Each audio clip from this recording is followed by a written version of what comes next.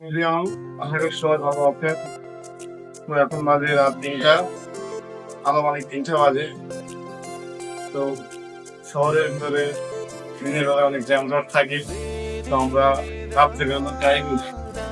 তো মেবি ১ থেকে ২ ঘন্টা আমরা ঘুরেছি। ঘোরার পরে সবাই ক্লান্ত, তো আমরা ফুটিকা জুস নিলাম, এখন খাবো।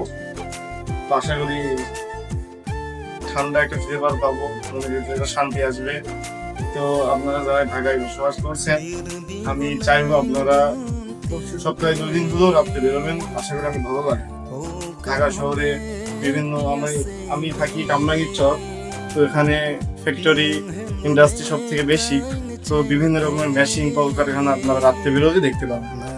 আশা করি সবাই বেরোবেন, অনেক ভালো লাগবে। ধন্যবাদ, সবার সুস্থতা কামনা করছি। আসসালামু আলাইকুম।